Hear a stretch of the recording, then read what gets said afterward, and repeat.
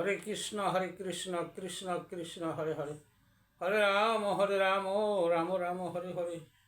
জয় গুরুদেবের জয়, জয় রাধা কৃষ্ণের জয়, জয় সাধুগুরু বৈষ্ণবের জয়, জয় সকল সনাতনী ভক্তদের জয়, জয় গৌর নিতাই সীতানাথের জয়। হরে কৃষ্ণ। আজ আমি যে আলোচনা নিয়ে আসছি তা হলো,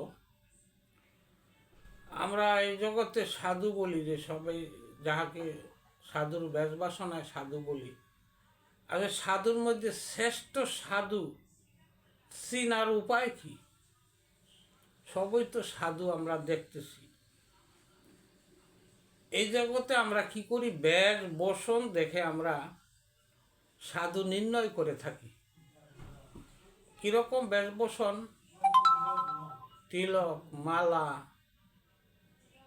এবং সনাতনী বস্ত্র, এসব দেখে আমরা মনে করি, সাধু মনে করে থাকি সে সদাচার বা সৎভাবে তার বেশবাসনা, এরকম দেখে আমরা মনে করি যে ভগবানের সে বেশ ধারণ করেছে।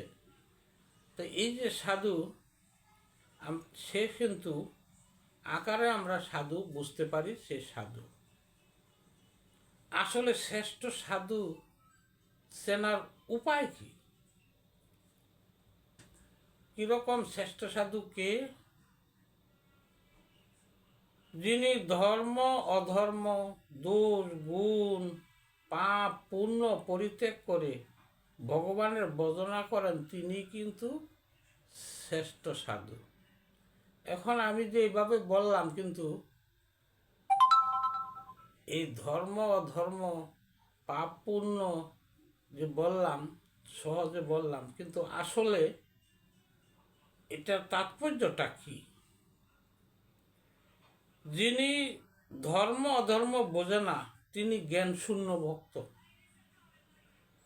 যেমন 1 বছরের শিশুর জ্ঞান নাই, সে ভালো মন্দ জ্ঞান নাই, তাই সে আসলে শিশু, তার জ্ঞান শূন্য। তেমন জ্ঞান শূন্য ভক্তের জড়জগতের জ্ঞান তার নাই, তার এরও উদ্দেশ্যে জড়জগতের জ্ঞান তার শূন্য। সে যাই কিছু করুক না কেন, সে একনিষ্ঠভাবে ভগবানের ভজন করতেন থাকেন। আর এই জগতে কে ভালো বলল মন্দ বলল, পাপ পুণ্য কি হবে না হবে, তিনি এ সমস্ত চিন্তা করে ভজন করেন না। কে দোষ করলো, কে গুণের কাজ করলো, এই ভক্ত তা কিন্তু বোঝে না। কারণ দোষ গুণের হিসাব কার? বিচারকের প্রয়োজন। বিচার করতে হলে জ্ঞানের প্রয়োজন। এই জ্ঞান শূন্য ভক্ত হওয়াতে তার দুর্গুণ কিন্তু বুঝতে পারে না। কারণ তার কিন্তু এই জগতের বিচার বোধ, জ্ঞান বোধ তার নাই। এই জন্য তিনি জ্ঞান শূন্য এবং ভক্ত। জ্ঞান শূন্য ভক্ত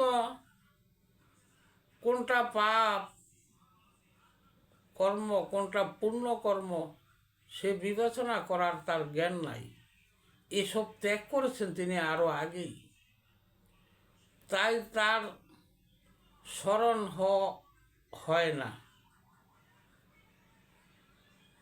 এই যে তিনি যে পাপ পুণ্য, এগুলি তার কিন্তু স্মরণ থাকে না। সে সর্বদা ভগবানের ভজনের মধ্যে আছেন, তার এই সম্বন্ধে তার স্মরণ নাই। তাই গীতার 9ম অধ্যায়ে 27 নং শ্লোকে ভগবান বলছেন, যৎ করসু যৎ স্নানি যৎ জুহোষি দাসত যৎ য পশ্যতি কন্তেয় তৎ পুরুষ মদপূর্ণম। হে অর্জুন, তুমি যে কোনো কর্ম করো, যা কিছু ভজন করো, যা কিছু যাগযজ্ঞ করো, যা দান করো, এবং যে কোনো তপস্যা করো, সে সমস্ত আমাকে অর্পণ করো। এটা বলার উদ্দেশ্য হলো কি, তাকে যাই কিছু করুক না কেন, কিন্তু ভগবানের উদ্দেশ্যেই করতে হবে। দান করুক, যজ্ঞ করুক, জ্ঞান যাই কিছু হোক না কেন, তপস্যা এটা ভগবানের উদ্দেশ্যে করতে হবে। আমি যদি আমার নিজের জন্য কিছু করে থাকি, এদের ভিতরে কি হয়, কামনা বাসনা আছে। তাইলে ব্যবসায়িকা, আমি বিনিময়ে, আমি কিছু পাওয়ার বিনিময়ে ভগবানের ভজন করে থাকি। আমি স্বর্গবাসী হব, আমি বৈকুণ্ঠবাসী হব, এ সমস্ত ধারণা মানে কি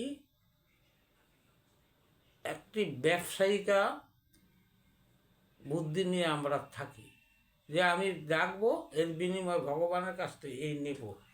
কিন্তু আসলে যে প্রকৃত ভক্ত, যে শ্রেষ্ঠ সাধু, সে কিন্তু এ সমস্ত এর উপরে তার ওই